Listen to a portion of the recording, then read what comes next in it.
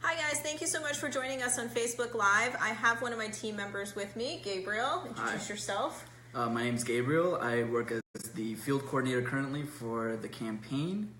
And Gabriel has been with us since June, right? Yes. I started in June. So we're so excited to be with you guys here today. We're going to take some questions live. We'll do our best to get to everyone. If we can't get to all the questions as they flow through, because there's a little bit of a lag for us, we will go through and populate the question and answer the questions later. Katie is in the background here, popping in links to questions and giving you guys any information as we talk through it. But we just wanted to set this up for you guys and be able to talk and have some conversation about the issues that are in the county, what's important to you, and give you this opportunity to ask me whatever you would like to ask about my candidacy. So we'll see if there's any questions. Gabriel's going to be in charge of looking through the question area there. But until we get some questions online, we can just chat a little bit. So what did we do last week as a campaign? We marched in the Pride Parade, and it was amazing. We had so much fun. Gabriel couldn't make it though. No, I couldn't make it to the Pride Parade. I was with my family last weekend. But this was your first Pride Parade, wasn't it? It was my first Pride Parade. How was it? How was your first Pride Parade? It was amazing. So first of all, I did not expect as many people. Like, they tell you a number, but then you get there and you see that number, and you're like, I didn't realize this is what this number looks like. Mm-hmm. So we marched in the parade. It was the team and I. And Katie's going to pop in a link to our video, a short video that we had on Instagram. So you can follow us on Instagram, but you could also see Marcelo, who's not here, but Marcelo is one of our other team members. He's our financial coordinator. Him and I marching in the parade. So we have a short video of that you guys can go check out on Instagram later on. But no, it was great. The crowd was amazing. It was such high energy. The weather was great. It wasn't too hot because we were all concerned about that. But it was crazy. And Marcelo was a superstar. Of course, Marcelo was a superstar. So he was great. So I had gone to last year's Pride, and it was gigantic. And I'm excited I didn't get to go to this year's, but with all the pictures that you were posting, it looked really, really good. Yeah, and Marcelo's already planning our participation for next year. Like, he's already got all the ideas. I think there may have been something about rainbow tutus and... Rainbow tutus. I cannot wait. I cannot wait. So do we have any questions? Anybody joining us that we can say hello to? If you are joining us, pop in your name on the comments. Tell us where you're from. We'd love to know where in Florida you are, or if you're watching from outside of Florida, that's great too. So one of the things that we're going to talk about today is not only our participation in Pride, which was amazing and so much fun, but also Halloween's coming up this month. We got a lot of things going on with the campaign. We're out canvassing. So Halloween, what's that look like for you? Halloween's on a Tuesday this year. That's weird. Right, so I don't think I'll be out doing too much on the day of, but there's a lot of events throughout the community. I know you're going to the Spook Nona event on the 28th. We're going to so many events. Okay, so let's see. We'll be in Lake Nona that's the 28th in the evening. I believe so. And then 28th during the day we'll be in Avalon Park, because there's an Avalon Park one. And then Waterford Lakes is the 29th. And all of these are on our website, which is NicoletteSpringer.com. If you check out our calendar, you'll see all that. And then off of memory, I can't remember when the Hunters Creek one is, but we'll be out in Hunters Creek as well. I believe that might be on the 29th as well. I'm not 100% sure on that. So we'll be going to all 4 events. Look for us. We'll be wearing these shirts. Oh, so these shirts, this is our logo, but we made it special with a little rainbow for Pride Parade. So this is our Pride version of our logo. It's normally just blue and purple. So we made these shirts for Pride, but we'll have a similar version shirt that we'll be wearing out when we're out at these events for Halloween. And we will be collecting petitions. Do you want to tell people what the petition's about? Right. So in order for us to be on the ballot, we need to either pay the SOE, the Supervisor of Elections, or we can qualify by petition, which we would prefer. And what that requires us to do is to go out into the community, knock on doors, talk to constituents and you or your neighbors, and ask you to just sign this piece of paper for us that says that we would love to see Nicolette on the ballot. Yeah, for 2018. For 2018's election, yes. So we have about a year to get these together, and our goal is the reason that we want to come out and knock on doors and meet people is because I want to talk to everyone. I want to hear what you think the issues are for the county that you would like for me to be addressing.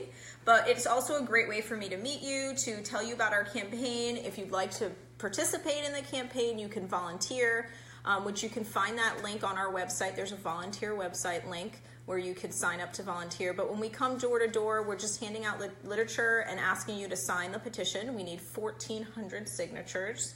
And we're approaching the halfway mark. Yeah, we're about there. So we're almost, it's not, we still got a ways to go, but we're working hard. We're knocking on doors, but we're going to get out to all the neighborhoods in District 4 and try to meet as many neighbors as possible, because that's what this campaign is about. It's about meeting all of you and getting to hear your voice so that I can go back to the campaign and talk to the team and say, these are the issues that are important to the potential constituents, and how do we put that into a practice as a team. So I really want to hear from you guys. Do we have any questions coming up? Did I miss anybody? Any questions? I'm not seeing any just yet. Okay, so pop in your questions when you guys get a chance. Anything about Orange County or about me or about my candidacy or about the team, and we'll chat about that. So we have all the Halloween events coming up. Correct. And of course there will be the night where everybody is out trick-or-treating. It's going to be a little dark. Are you dressing up? I would like to. I'd love to dress up. What do you think you're going to dress up as? I'm not sure yet. And I'm quickly running out of time. Yeah, there's not a lot of time. But I mean, you can Amazon Prime something. I could. And I have the student account, so I'll just get it in 2 days. Awesome. So Yeah, so John and I are going to dress up for Halloween. What are you guys going to dress up as? We're super nerdy, so you may not know what it is when I tell you. Probably not. Okay, so this is Super Sci-Fi Nerd, and most people, this might be a nerd test. Like, if you know what I'm talking about, then your level is pretty expert. We are going to be characters from Battlestar Galactica. Katie is freaking out off screen. So we know what level nerd Katie is. We're going to be characters from Battlestar Galactica, and the girls, Emerson is going to be Spider-Woman. Okay, Spider-Woman. Okay. And Avery is going to be Belle. Okay, that's cute. Yeah. That's cute. Last year they were both superheroes. Avery was ahead of the curve. She was Wonder Woman last year. Before it was cool for everybody to be Wonder before Woman. the movie came out. She's a trendsetter. Of course. Trailblazer. Yeah. And so she's going to be Belle this year, which she's very excited about. So we did that. Yesterday we actually did a little practice trick-or-treating, if you will, because we went knocking on doors for petitions. Just a little plug for the campaign. That's right. Sure. Get them primed and trained for trick-or-treating. We're like, we're going to go knock on doors. So the whole family went out. We've been going out every night in the neighborhood here and knocking on doors and meeting neighbors and getting petitions signed. So in addition to the big events that we're going to get petitions at, which are these Halloween events and other community organized events, we're going out as a team every weekend and every evening that we can fit it in around the kids' schedule, to go out and meet our neighbors and get those petitions signed. For sure. Yeah, so let's check in and see if we have any. I don't think we have any questions per se. What do we have here? Let's see. We have a question here. What precautions do you take for your kids? I have 2 boys and I never know the appropriate time to go out. That's a good question. I think it depends on age. I'm old school. I'm in the camp of you don't go trick-or-treating until it's dark, which then enters a whole nother level of safety concerns. Sure.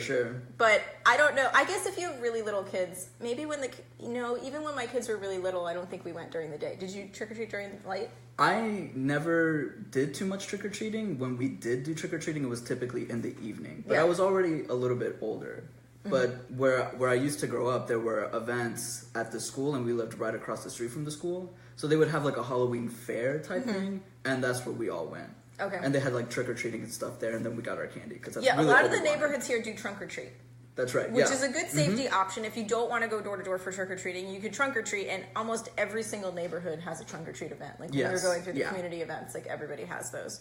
But for safety individually, I would say be careful, obviously, with your costumes, making sure that they're ventilated. I don't think they make the old school, I'm a little older than you, Gabriel, but we used to have these old school plastic masks that our parents would put on us, which I feel like was clearly unsafe. But we all survived, so it's okay. You made it this far. We made it this far. But I think now you don't see that anymore. You don't see too many kids in, like, full mask.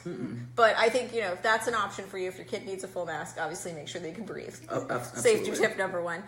Reflective tape and stuff on their costumes. Especially if it's really dark. Yeah, and I think most areas around Orange County are particularly well lit, but, make sure when sometimes the street lights are out. That's probably something you can call ahead to the county now. You can call 311 if you have a street light out. And make sure that those lights are up and running so that it's nice and safe for the kids, nice and safe for you all the time, but particularly when you're crossing the street on the 31st.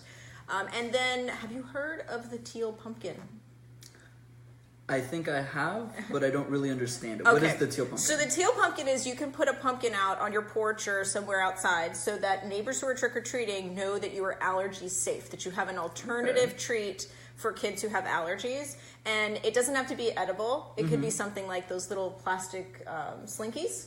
Okay, Or something sure. you get at the dollar store, Oriental Trading, like a big bag of those rubber bracelets, like something fun that's not edible, because a lot of kids who have food allergies, they still want to go trick-or-treating, but they can't hardly ever eat any of the things. So that's like a fun alternative. So if you put a teal pumpkin out, parents know you have an allergy-safe home for their kids to trick-or-treat at, which is always a nice plus. That's a really great little tradition. What other safety ideas? So tape, be careful, crossing the street and the lights and stuff, and the teal pumpkin.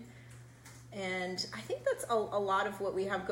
I think for me, this is the neighborhood I live in. It's like mass quantity of people walking. Like it's herds of people, and it comes in flows.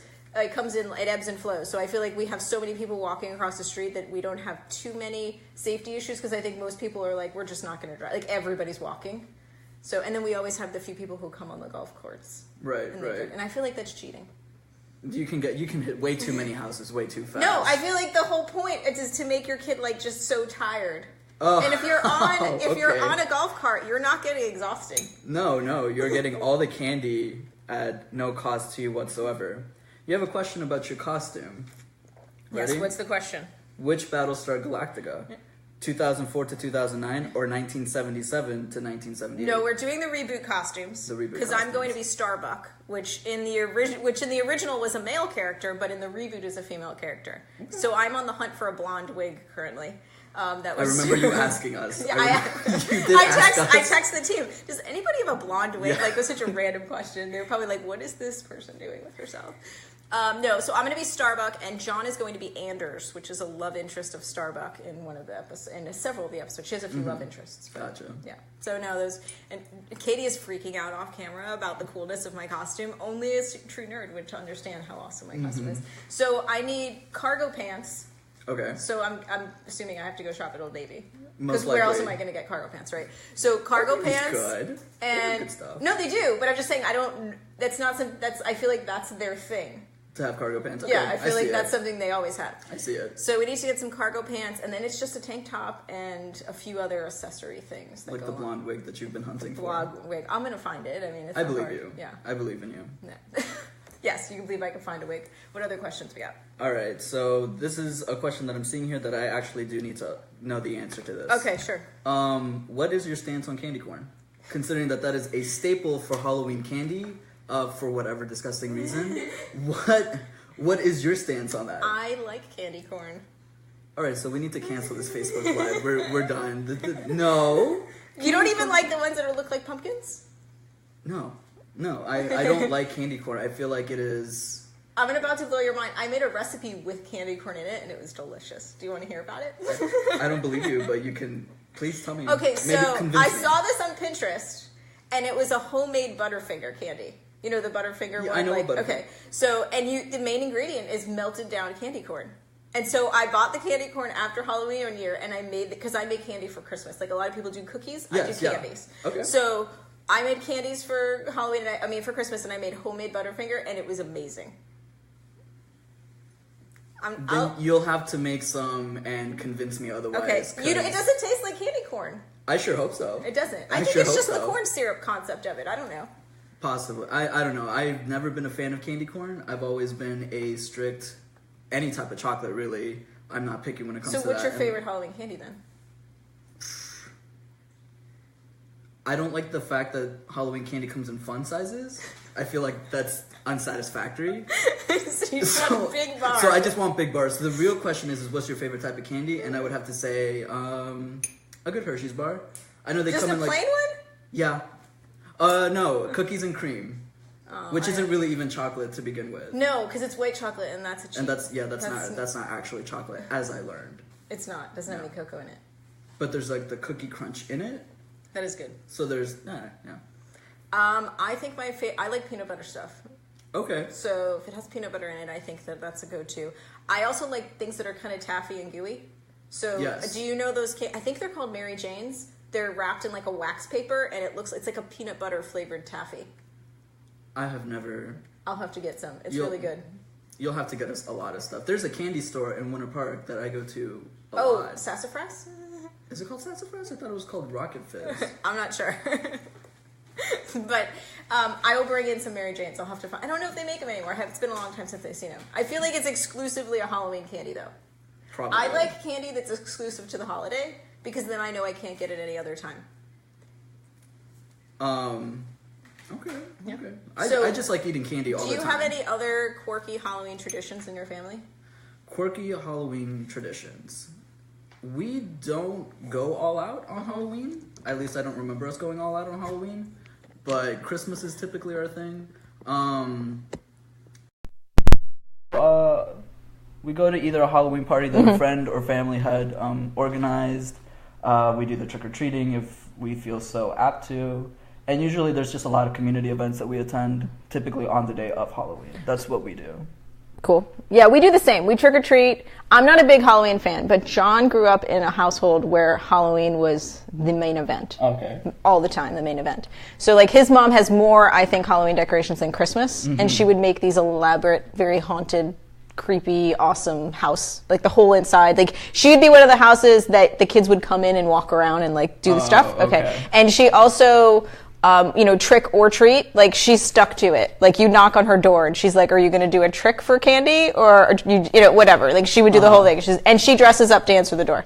She's usually a witch. Okay. Yeah. And my father-in-law does not dress up. He's just the guy with the bowl of candy. Right. Yes. And we used to joke that he should be, what is it? Tom Selleck's character from Magnum P.I. Okay. Because he wears a lot of those type of shirts. Sure. We would just say, well, you're just Magnum P.I. in the background. Gotcha. But anyway, John, taking that tradition to John's family, John likes to decorate the car. Decorate the car? Yeah, so our car is decorated. Our car has a costume on it starting October 1st. So our car's ready before the rest of the house. What do you guys decorate the car This as? year, we're the Ghostbuster Mobile. The Ghostbuster Mobile. Yes. I will see. Katie, can you drop you can't drop pictures on there. We'll see if we can get you. John has a link on his Instagram that you could drop a link from his Instagram. But yeah. So yeah, no, we have that Ghostbuster Mobile. So if you see a white station wagon driving around that looks like a Ghostbuster car, that's me.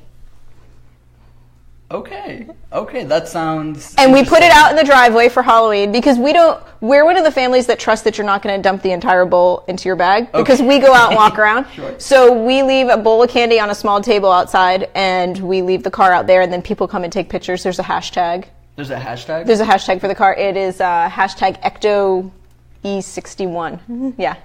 That's really cool. Yeah, so you can come by my house and take a picture with the car. Or if you see me out in public, I will regularly go out in public and I come out and people are standing taking a picture with my car, which is always... That is so yes. funny. I think people will yell things at you. I forget that I'm driving around with it on the car. Of course. So people will be honking at me and I'm like, what is with this crazy person? And then I realize it's because they're very excited about the decorations on the car.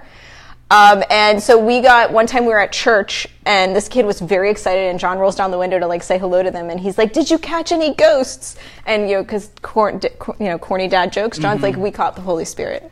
Wow. Yeah. That's really good. So it's like, yeah, it's perfect timing, John. That is so funny. Any other questions? Who else has joined us so far? Hector Atilis, that is my dad. Oh, your dad? Yes. Hi, Gabriel's dad. He just joined us, so he's watching us. Let's see if we have any more questions. Here we go. Here's a question for the commissioner side, not so much Halloween anymore. Sure. With the growth of District 4 and the expansion of roads like Narcoossee, we'll be seeing the removal of medians that have trees and landscaping. Yep. How do you think we should respond in addressing common public areas to maintain curb appeal?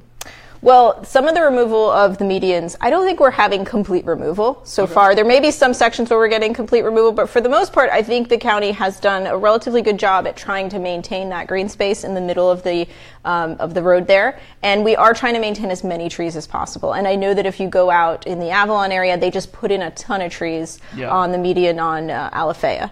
So I think that the county does a relatively good job at making sure that they're replacing as many trees as they're potentially taking down. the reality is we are growing at a pretty quick pace, and we're going to have to widen some roads, so we may lose some trees, but there's a responsible way to do that. And that's something that I would definitely be a proponent of, is making sure that we're not only maintaining the green space that we have, but if we do have to widen roads and take away some of that green space, that we do our best to make sure that we're replacing those trees in another location just so the system stays intact. That's good. That's good. And I actually do live out by that area. That's quickly did you see all the new trees on Avalon? Yeah. Okay. They're still they're relatively small. I think the idea is that they're eventually going to create a canopy of shade, which is always great. Yeah, absolutely. Let's see. Do we have any more questions to look at? Actually, I was thinking going back to Halloween, because we just need to stay in spirit. The golf cart part, you could take the car decoration to a whole new level. To a whole new level. I could take it to a whole new level. And you could drive around the community with the car. We could. And playing the music.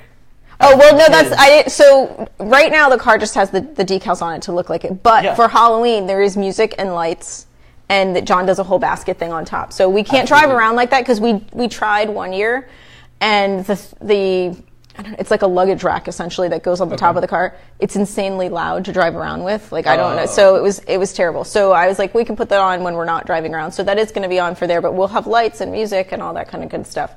So you're wearing a pink shirt today, kind of. Yeah, it's a lighter pink. It's a lighter pink. What is today? Why the pink shirt? Well, today is National Breast Cancer Awareness Day. And, it is. The whole month as well. Mm-hmm. So I decided, well, why not? I have a pink shirt. Might as well show our support for the awareness and the research of that. It's Pinktober. Pinktober month, yes. Pinktober. And have you seen, I believe it's one of the local hospitals is doing a campaign with flamingos. Have you seen this? I have not. Okay, so there's a whole bunch of flamingos out in different areas of the community. I have some right outside my neighborhood, and it's a flock of those pink plastic flamingos to bring attention to the fact of the number of women who will be diagnosed with breast cancer, and to encourage you guys going out and getting early detection, getting breast exams, making sure that you're going out to your OBGYN to have your annual visits and all those other kind of things, because it's important. I know as a mom and as a woman, we're always last. The kids are at the dentist, the kids are at soccer, they're not missing any of that stuff, but my eye appointments and my annual visits are always being pushed to the end. But it's important that we're on top of that we make our annual visits and we go out and we do our breast exams at home, and that if need be, if you're in that age range, you're getting the mammogram. So having the pink flamingos around town, that's just a reminder to, go and make your appointment. And as a man, you have a mom, you may have sisters, remind them. It's important, that piece of information. It's just acknowledging that we all know that research is what's going to save your life, and so early detection is so important. And so Pinktoberfest, so if you see those pink penguin or pink flamingos, and they actually have a step and repeat kind of sign that I've seen at a few places where they say join the flock, and they want you to stand there on one leg and pose with their poster. So to say that, yes, I did do my breast exam, or I went and had my annual visit. So that's a fun little thing if you see that around town. Gotcha. You can join the pink flamingo flock. There's a whole flock of flamingos outside the sign before you get into Avalon Park. Yes, yeah. And I think it has a number on it. And I drove by one, and I think the numbers are different in each community, but I think it tells you how many women in, I guess they're basing it on that neighborhood's population, or if it's overall for Orlando, they're saying X number of women will find out that they're have breast cancer today or in a month, or however the wording is on it. The wording was too small for when I drove by, but I did see the giant number. I'll keep my eyes peeled for the next time that I'm driving out in that area. So some of the things that we have coming up for the campaign, we're going to be all around town. So we have the Halloween stuff, Spooktacular, and Spook Nona, and all of the other ones going around in Avalon and Hunters Creek. But we also, coming up next month, we have Veterans Day. Yes, we do. So we're going to be doing this Facebook Live every month. And it's on the third Friday of every month. We're going to talk about anything that you guys want to talk about, what's going on with the campaign, what have we been doing for the last month, asking any questions about the race. And one of the things that we want to plan to do is we want it to be as engaging as possible. So we'd like for you guys to, when we post the reminder on Facebook, make sure that you check that you're interested, so that the Facebook will remind you when we're on live. You can follow us on Facebook and Instagram and Twitter, and we'll be putting out the reminders on that. And there's a calendar on our website, NicoletteSpringer.com, and it's on that calendar as well, so you can see that on there. But some of the events that we're going out to, in addition to the Halloween stuff, is we're going to be we're volunteering at the Veterans Hospital next month. We're very busy in November, so we're volunteering. We got the next 2 weeks is really Halloween full. Yep, completely jam-packed with Halloween stuff. Halloween stuff. Yep. And then after that, we have before Veterans Day, we have the Equality Gala. Yes, we do. Which we're excited. I heard you bought a new outfit. I did buy a new outfit. I bought a red tux, and it's floral print all the way through. And I actually took a picture of it. I'll show you in a minute. But it's really nice, and we're really excited about that. We are very excited. We are. The whole team's going to the Equality Florida Gala on November 3rd. November 3rd. Yeah, yes. November 3rd, and it's at the Orlando Museum of Art. Museum of Art. So that's our first November event, and then we will be at the VA later in the month. And we will. What other things do we have going on? We're volunteering at the VA later in the month, and then we're doing a lot of canvassing. We're getting out and meeting neighbors and getting the petitions signed. A lot of canvassing, and we're also planning. At least we'd like to host a food run closer to Thanksgiving. Oh, a food drive, yeah. A food drive, so that way we can. Raise some awareness for the homeless. Yeah, we'll probably do some. We haven't pinned down a day for that yet, but that's definitely something that we have on our agenda. And if we can't get that done in November, it will be a December event. We have a question? Yes, we do. So continuing on with the same theme of all the events that we'll be doing. Sure. Understanding that your position is not one that would create events or awareness for our area, but what are your thoughts on getting more festivals, food trucks, related events in our area? I think that Orlando has put itself on the map as being a foodie area, and not just Orlando, but all of Orange County. I feel like food trucks have really blown up in the last year. I don't feel like 2 years ago that was something we saw a lot of. And I know in my neighborhood we have food trucks weekly in different locations, and I know the same over in Avalon. You're over in Waterford, but they have a Waterford food truck one too. Yes, and We've seen them on the calendar for out in Hunters Creek as well. So I think continuing that idea of community awareness and actually everyone coming together for a meal. For me, I'm Italian, so eating together is that's how we communicate. Yeah. That's how we bond. And so I think the food trucks in the neighborhood are great. I love that people can get together and, bring some of their tailgate chairs or just lay out a blanket picnic style, and everyone's communing and just having a great time. So I think increasing those kind of events, like you said, that's not something that I would personally do as a commissioner, but I definitely would support that. I think raising awareness about different community events and having the opportunity for places. So our open green spaces, our community parks are all wonderful places to have that. And there's a lot of different areas in Orange County where those can be hosted. We are coming to about 3 minutes, so do we have anything else? We have tons of more Halloween questions. More Halloween questions. More Halloween questions. Okay. Here we go. So what was your best/worst Halloween costume growing up? I don't know. I was a nurse for multiple years in a row. I have multiple childhood pictures of me being a nurse. I don't remember that costume. I just remember, I see pictures of it. Mm-hmm. I don't know if I have any terrible ones. I will tell you a funny story. So do you remember Alf? Do you remember the show Alf? Okay. Yes, I do. My middle brother was Alf one year, but it terrified my younger brother. So the outfit for Alf is just kind of like a brown jumpsuit, but then you have the plastic mask that was going to potentially suffocate you. But back then it was okay. So they put that on, and my other brother would freak out. So my poor middle brother had to go trick-or-treating. He was just a brown jumpsuit because my other brother was too afraid of him if he had the mask on. So yeah. That is really funny. I'm not sure if they even remember that story. They were pretty little. Oh, okay. Yeah. I never wore scary stuff. It wasn't supposed to be scary. It was supposed to be cute. But sometimes those cute ones get kind of scary. Right, when you put in plastic mask form. Correct, yes. No, I always dressed as a superhero or something like that. That was just kind of the boy thing to do. Everybody just dressed as a superhero or... I know my little brother used to dress as a Power Ranger every single year. Do you know they're back? Because when I went shopping I was I didn't know people still watch the Power Rangers. They're all rebooted. They have a whole new look to them. There's there was a movie that came out for the Power Rangers. See, my kids aren't into that, so I don't really know. So I was surprised to see the Power Rangers. Every year the Power Rangers they've never left. They were always there. Them and the Turtles? Them and the Turtles. Yes. the Teenage Mutant Ninja Turtles. Just every year. And let's see. So we're about to wrap up. I want to thank everyone for joining us. We'll probably look through one more time and see if we have any questions. But just as a reminder, this is going to be the third Friday of every month. We're going to do a Facebook Live. Maybe with Gabriel, maybe with another team member. We'll see how it works. And this is an opportunity for you to ask me any questions about my campaign, about the county, about our views on issues, and we're going to do our best to have this up. This will be up. You will probably be pinned to the top of our page, or you can just see it in the feed. And once again, it's NicoletteSpringer.com is our website, and there you can link to all of our social media, so Instagram, Facebook, Twitter. And thank you guys so much for joining us. I hope you have a happy Halloween and a safe one. And thank you to Gabriel for joining us today. Absolutely. Great. Bye, Gabe's dad. Bye.